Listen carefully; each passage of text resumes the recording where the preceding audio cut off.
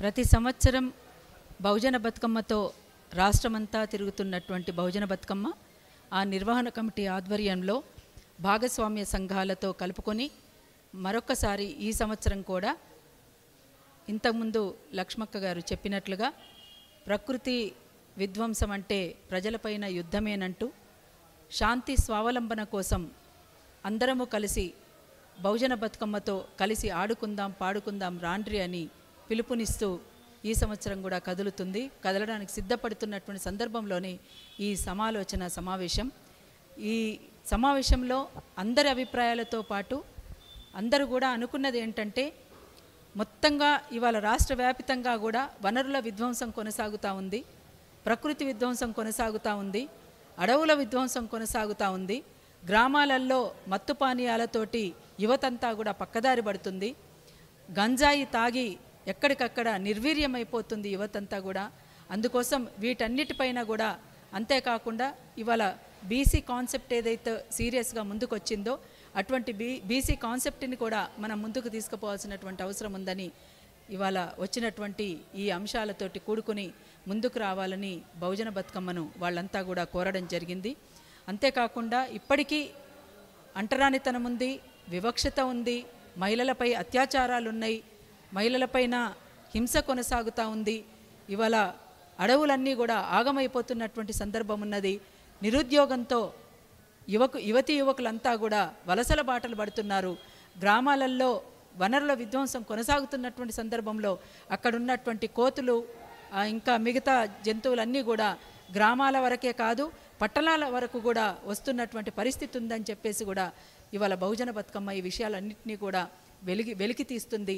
అందుకోసమే మరొక్కసారి రాష్ట్రమంతా తిరగడానికి సిద్ధపడుతున్నటువంటి బహుజన బతుకమ్మను ఊరూరా వాడవాడన స్వాగతించాల్సిందిగా అందరికీ కూడా విజ్ఞప్తి చేస్తుంది. అంతేకాకుండా ఒకవేళ ప్రతి చోట కూడా నిర్వహణ కమిటీ రాలేకపోవచ్చు, కానీ ఎక్కడికక్కడ బహుజన బతుకమ్మ నిర్వహిస్తున్నటువంటి ఈ కార్యక్రమంలో అందరము కలిసి ఐక్యంగా ఆడుకుందాం పాడుకుందాం రండి అని చెప్పేసి బ్యానర్లు కట్టుకొని ఎక్కడికక్కడ జరపాల్సిందిగా కూడా బహుజన బతుకమ్మ నిర్వహణ కమిటీ అందరికీ కూడా విజ్ఞప్తి చేస్తూ ఉంది. V5 ఛానల్ ద్వారా వీక్షిస్తున్నటువంటి ప్రేక్షకులందరికీ కూడా మరొక్కసారి విజ్ఞప్తి, బహుజన బతుకమ్మ చేస్తున్నటువంటి కార్యక్రమంలో అందరూ కూడా భాగస్వాములు కండి.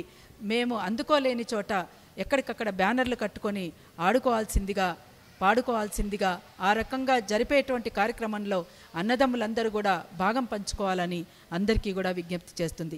జై బహుజన బతుకమ్మ, జై తెలంగాణ, జోహార్ అమరవీరులకు. బహుజన బతుకమ్మ ప్రారంభంలో 2005 నుండి 2010 వరకు పోరు బతుకమ్మగా తెలంగాణ ప్రత్యేక రాష్ట్ర సాధన కోసం ఉద్యమించింది.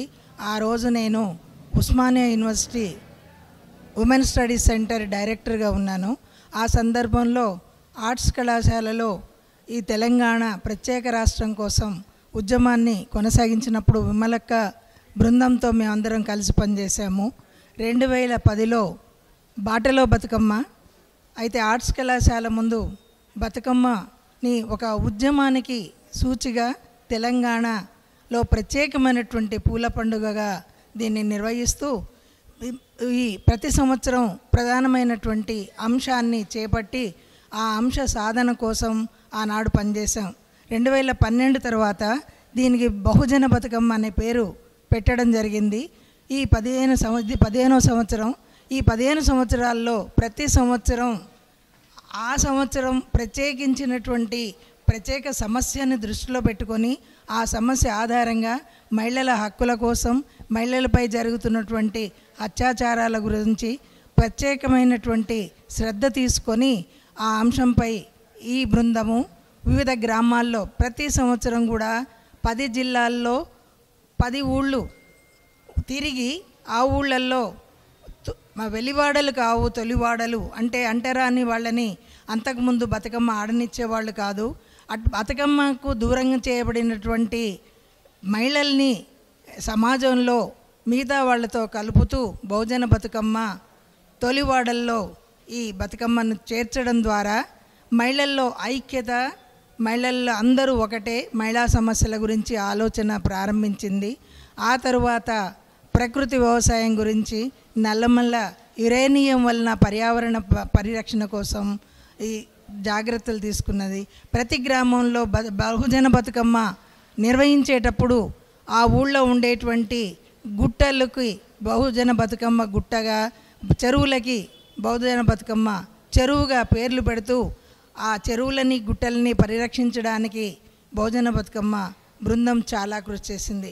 ఆనాటి నుండి నేటి వరకు అనేక రచనలతోటి, పాటల ద్వారా, ఆట పాట మాటల ద్వారా బహుజన బతుకమ్మ ప్రజా సమస్యల పట్ల స్పందిస్తూ ఆయా గ్రామాల ప్రజల్ని చైతన్యవంతుల్ని చేస్తూ వచ్చింది. అయితే ఈ సందర్భంగా ఇందులో పార్టిసిపేట్ చేసిన వాళ్ళందరూ కూడా తమ తమ వ్యాసాల ద్వారా బతుకమ్మ పుస్తకాన్ని తీసుకురావడం జరిగింది. తర్వాత ప్రకృతి వ్యవసాయం పుస్తకం తీసుకురావడం జరిగింది. తర్వాత అనేక పుస్తకాల కోసం ప్రయత్నాలు జరుగుతూనే ఉన్నాయి.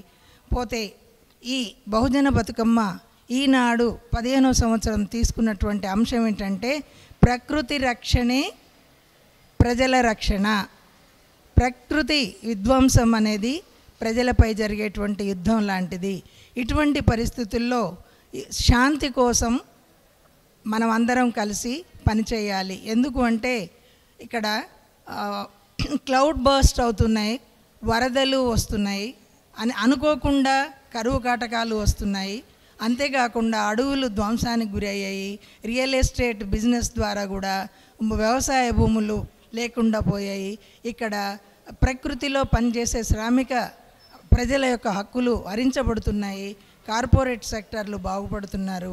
ఇటువంటి సందర్భాల్లో ఈ సమస్యలన్నిటికీ వ్యతిరేకంగా ఉద్యమాన్ని కొనసాగిస్తూ పోరాటం చేస్తూనే మరో విధంగా సాంస్కృతిక ఉద్యమం ద్వారా ప్రజల భావాల్లో, ఆలోచనలో, వాళ్ళల్లో చైతన్యాన్ని రగులింపజేసి ఈ సహజ వనరులు, సరుకుల లేదా వినియోగ వస్తువుల సహజ వనరులు ప్రజలందరికీ కావలసినటువంటి హక్కులు ఉన్నటువంటి వనరులు కాబట్టి ప్రజలందరూ వాటిని సమానంగా అనుభవించాలి.